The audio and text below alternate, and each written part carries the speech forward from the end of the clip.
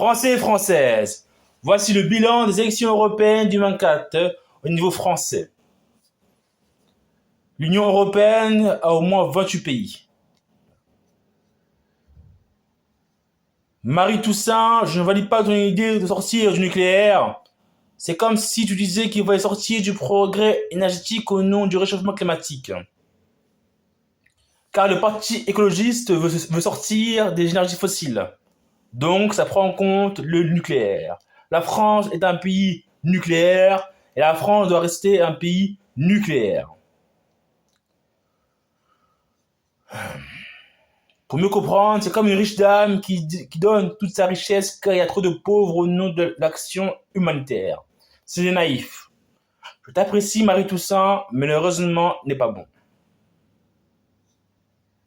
Pour Madame Marion Maréchal Le Pen, tu es pour un blocus naval contre l'immigration.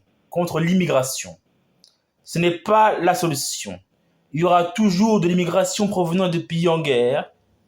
La responsabilité des pays riches dans leur politique étrangère est de financer des projets de création d'emplois à grande échelle pour contenir l'immigration dans les pays d'origine.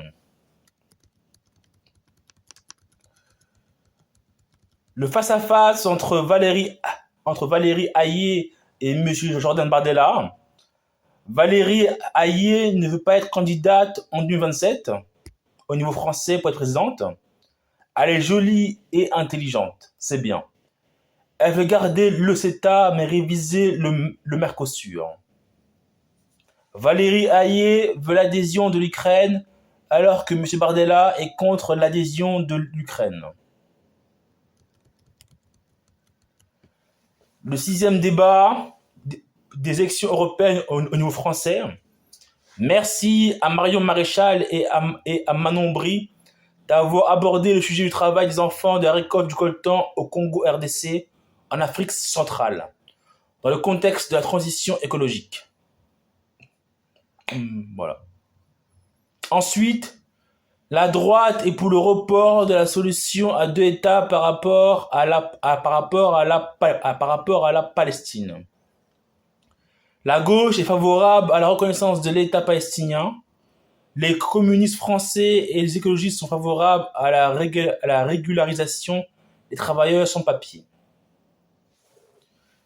Les 38 listes pour les élections européennes de 2024 ont été Europe Démocratie Espéranto, la France Insoumise, Démocratie Représentative, Droit du parent et de l'enfant, la Ruche Citoyenne, Union de la Résistance, Association nationale des communistes, les nationalistes, non, Prenons-nous en main, Parti des travailleurs, nous le peuple, pour notre Europe, paix et décroissance, Equinox, Parti des citoyens européens, Parti pirate, Parti révolutionnaire communiste, Décidemos, pour humanité souveraine, écologie positive et territoire, Europe territoire écologie, Free Palestine de l'Union démocrate musulman français, Union populaire républicaine, Nouveau parti anticapitaliste NPA, Les Patriotes, Nouvelle donne, allons enfants, Lutte ouvrière, écologie au centre, l'Alliance rurale, Parti animaliste, Parti communiste français, les écologistes, Reconquête, les républicains, les centristes, Parti socialiste, place publique, la liste de Valérie Hayé, Renaissance, Modem, Horizon, Parti radical, UDI et le Rassemblement national. Le bilan des élections européennes du 24, la France doit continuer à soutenir l'Ukraine. La transition écologique ne doit pas être le déclin de l'atout du nucléaire. Bon, un jeune parti politique ne peut pas gagner des élections européennes ni avoir une médiatisation télé. La médiatisation télé ou pas politique est réservée aux partis déjà en place à l'Assemblée nationale. Les Français ne sont pas convaincus par les Européennes du 24 et les Français d'immigration encore moins. Marché de l'électricité de l'électricité européen. Le prix de gros que payent notamment les fournisseurs aux producteurs pour l'électricité avait franchi en août 2022 la barre des 1000 euros le mégawattheure en France, après une précédente augmentation de 58% entre juin et juillet dans le contexte de la guerre en Ukraine. Un record alors qu'il n'était que de 85% un an auparavant. Des chiffres poussés par l'augmentation des prix du gaz, dont une partie est utilisée pour produire de l'électricité. Le marché européen de l'électricité peut se découper en deux parties. Il y a d'abord les contrats à long terme qui sont annuels, trimestriels, mensuels, hebdomadaires ou journaliers.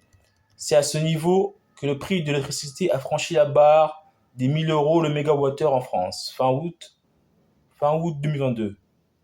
Au moment où ce chiffre était de 850 euros en Allemagne, le prix des contrats de long terme définit en partie le prix final payé par le consommateur en achetant une quantité donnée d'électricité plusieurs mois ou années à l'avance. Les fournisseurs s'assurent de pouvoir approvisionner leurs clients, ménages ou entreprises. Vive la France, vive l'Europe!